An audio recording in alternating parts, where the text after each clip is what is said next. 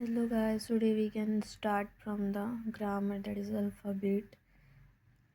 So पिछले class में जैसे हमने सीखा था पार्ट्स ऑफ स्पीच का कुछ बेसिक मेमोरीज मैंने बताया था, जैसे अल्फ़ाबेट का vowel, consonant, semi vowel, alphabet, letters, words, parts of speech, sentence, time और टेंस मैंने पिछले क्लास में बताया था।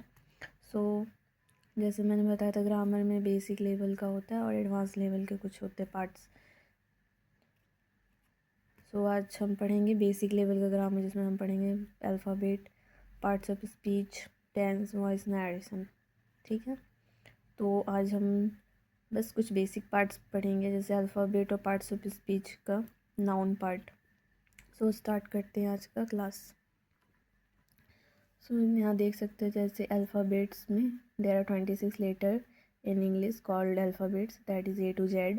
एंड मैंने जैसे बताया था अल्फ़ाबेट और लेटर्स में कुछ डिफरेंस होता है, तो मैंने पिछली क्लास में बताया था। तो आज का क्लास है कुछ रिव्यू करना और उसमें कुछ नया सीखना। तो जैसे there are 26 letters in English called alphabets in which 5 are vowels and rest 21 are consonants. ठीक है, तो अल्फ़ाबेट में 26 लेटर होता है इन इंग्लिश, जिसमें वोवेल, कॉन्सोनेंट और सेमी वोवेल होता है। ठीक है, तो वोवेल में भी पाँच वोवेल्स होते हैं, जैसे A E I O U। और A to Z में जितना ये 5 वोवेल को छोड़ के जितना भी रेस्ट बचता है उसको कॉन्सोनेंट कहते हैं।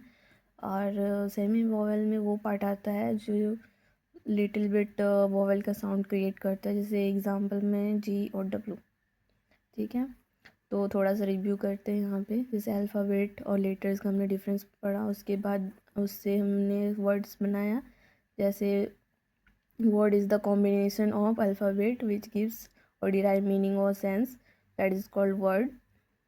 और जब हम शब्द बना लेते हैं तो उसी को हम बोलना सीखते हैं, that is the parts of speech, a kind of words. Okay, and जब हम पार्ट्स ऑफ स्पीच बोलना सीख जाते हैं तो उसको हम वाक्य बनाते हैं, that is the sentence, the combination of word which derives meaning और sense, that is the sentence.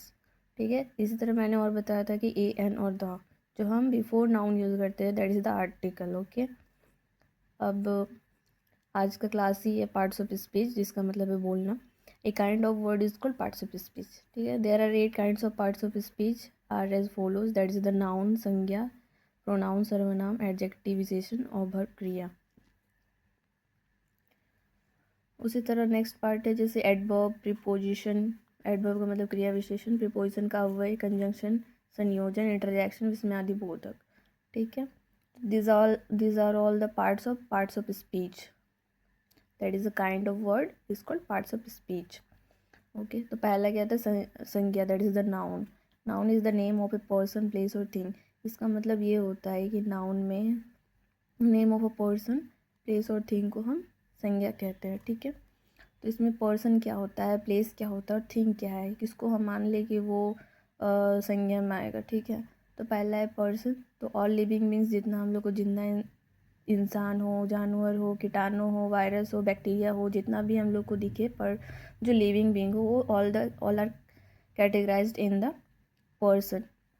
ठीक है, उसके बाद जैसे प्लेस है, तो प्लेस में भी क्या है कि जो प्लेस लिविंग और नॉन लिविंग ले, तो मैं पहले ही क्लियर करना चाहूँगी यहाँ पे कि पर्सन और थिंग, जब ये दोनों समझ जाएंगे तो प्लेस भी पता चल जाएगा। ठीक है, तो पर्सन का मतलब क्या होता है, ऑल लिविंग मीन्स जितना लिविंग बींग्स है वो पर्सन की कैटेगरी में आता है। और जितना थिंग है, जैसे और जितना भी हम लोग निर्जीव वस्तु देखते हैं, जितना भी हम देख सके, जहाँ तक देख सके, all non living beings are thing. अब प्लेस क्या होता है, जो थिंग और पर्सन जो जगह को कैप्चर करता है, the space occupied by living and non living thing, that is the place. ठीक है, अब नाउन में भी दो कैटेगरी आता है, विजिबल नाउन और invisible noun. Visible noun which we can see और invisible noun which we can not see but feel, that is the invisible noun. इसमें फर्दर कैटेगराइज्ड है, जैसे विजिबल नाउन में प्रॉपर नाउन आना, common noun आना, collective noun और material noun. Material noun के एक एक्सेप्शन है कि एयर, एयर जो है वो हमें दिखता है, बट ये जो है एयर है वो समटाइम दिखता है, इसलिए हम इसे मटेरियल नाउन कहते हैं। और इनविजिबल नाउन में क्या होता है, which we can not see but feel, that is like abstract noun.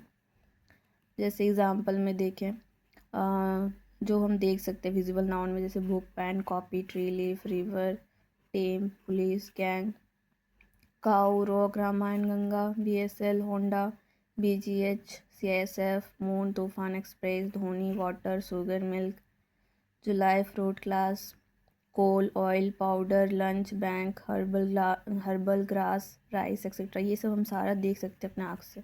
इसको हम लोग विजिबल नाउन में रखते हैं। इसको भी हम फर्दर कैटेगराइज करेंगे प्रॉपर नाउन, कॉमन नाउन और कलेक्टिव और मटेरियल नाउन में, वो हम बाद में बताएंगे।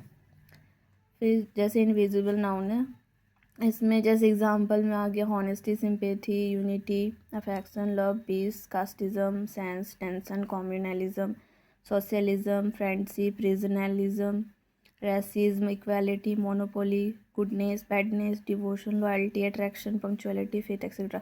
ये सब हम देख नहीं सकते, बट ये हमारे पास होता है जिसे हम फील कर सकते हैं। That is the invisible noun. अब हम सब एग्जाम्पल्स देखेंगे। Man is a social animal. यहाँ पे आप लोग कवर किए है कि इसमें से बताना है कि कौन सा नाउन है विजिबल और कौन सा इनविजिबल है।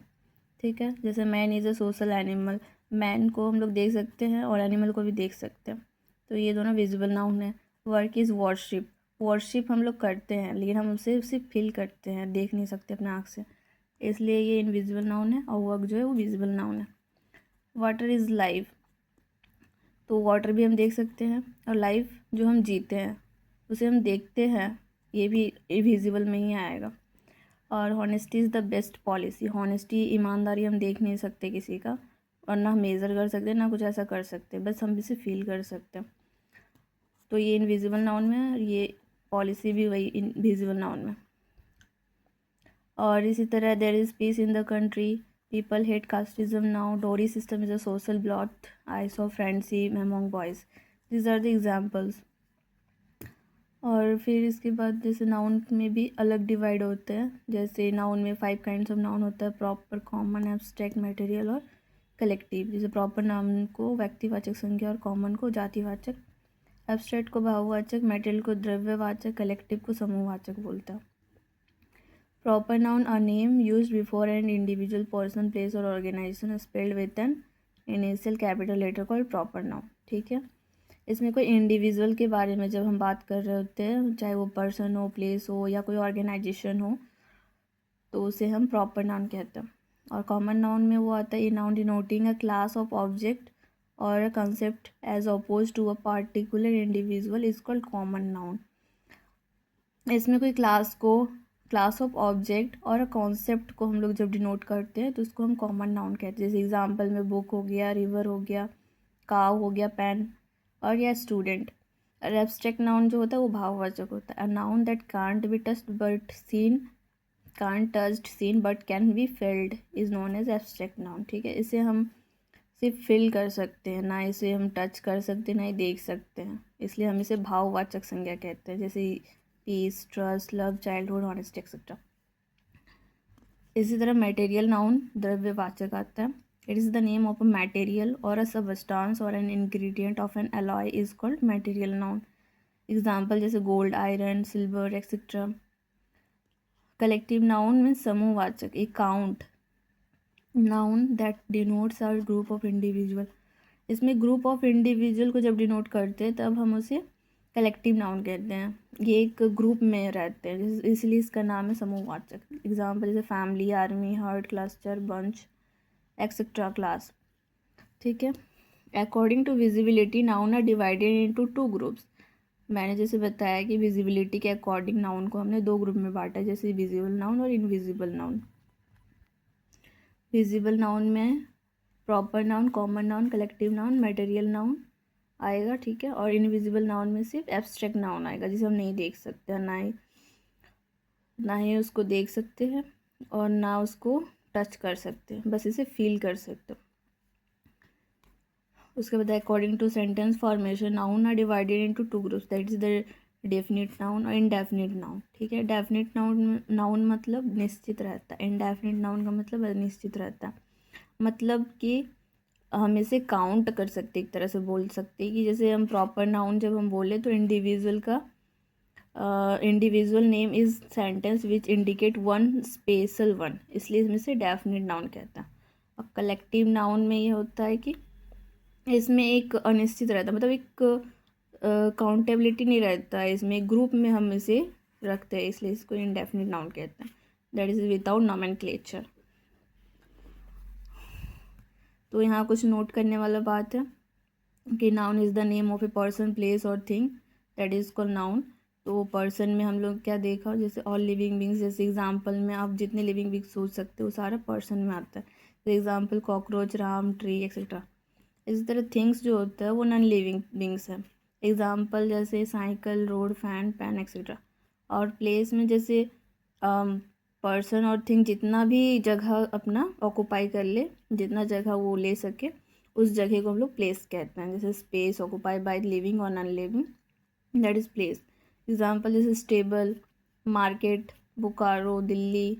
जैसे बोकारो में जितने लोग जैसे पर्सन और थिंग जितना भी जगह ले, उस जगह को प्लेस कहते हैं। बोकारो, दिल्ली, इंडिया, आगरा, एशिया, किशन, चरखा, शमशान घाट, बस स्टैंड, बंदरगाह एक्सेट्रा। तो आज का क्लास इतना ही नाउन पे था, प्रोनाउन का क्लास कल बताएंगे।